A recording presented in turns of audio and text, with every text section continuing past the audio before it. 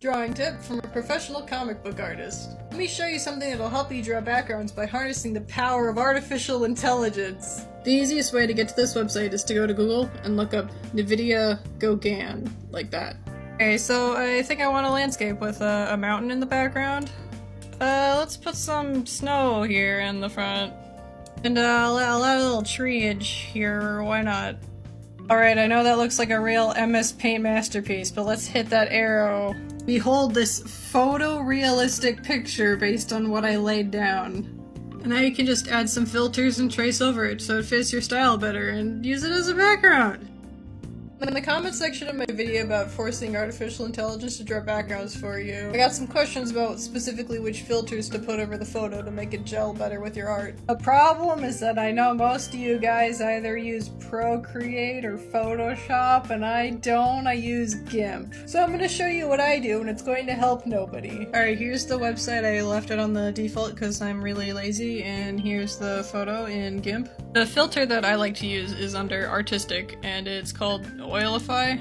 Basically what it does is it takes the photo and reduces it to more and more simple shapes that still have hard edges, so they feel a little bit like they were hand painted. And then once you have that, you can add your own touches by hand and use it in your work. Let's talk about copyright for artists. I got a bunch of questions in the comment section of this video if the images you create using that website are copyright or not. Well, I went and read their entire terms of service, so you don't have to. From what I could figure out, they do technically own the copyright of any image that this program produces. That doesn't mean that you can't still use this as a basis to help you draw backgrounds, and here's why. NVIDIA really only cares about using the images to further develop the program and to be used in research papers and stuff. So this is a lot different from art theft, where you're like stealing potential profits from an artist or something. Point number two, if you're using this the way I recommend, then you're really only using it as a tool and you're applying a whole lot of edits on top of it. And at that point, it kind of becomes fair use. So ethically, you're fine, you're not stealing from anybody, and legally, there's really no way that anybody can trace you back to this. And a bonus fact, I went and read the terms of service of Artbreeder, which I might talk about later, and you actually own copyright of any image that you make, but it also automatically becomes public domain. If you're making long-form comics, like webcomics, it's a good idea to learn 3D modeling skills, or at least the basics. Personally, I use Trimble's Sketchup, which used to be known as Google Sketchup, because it has this thing called the 3D warehouse, which lets you download models made by other people. This is a model I made of the main character's apartment in my webcomic, The Roommate from Hell. And I used it to make stock backgrounds, which I use over and over, which saves a lot of time. Here's some of these backgrounds in action. I recommend you model any environment that appears often, or would have perspective that would make your brain hurt if you tried to do it by hand, like this one. Sketchup is free, and if you want to download all the models that I use in my comics, they're actually available to my patrons who subscribe to my Patreon. Yesterday I had a bunch of people asking me how to get started with Sketchup.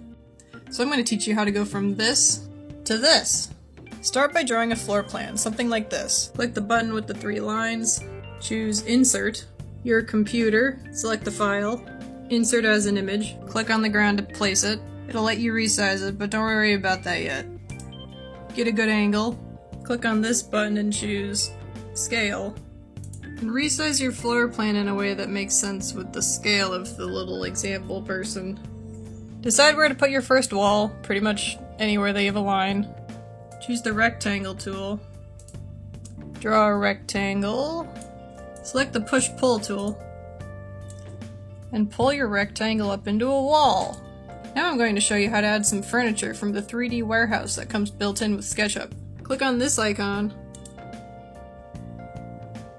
Find a model that you want to add. You won't find everything, but try to get something close. Click download. And now you have a model attached to your cursor. Most of the time model makers are pretty good at making their models to the right scale, but sometimes they'll come out weird. And just move it to where you want to put it, and it's there. And at this point, you're basically just playing The Sims.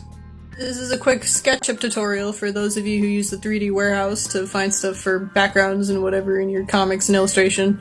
I use SketchUp Make 2017 because it's way less laggy than the new browser thing.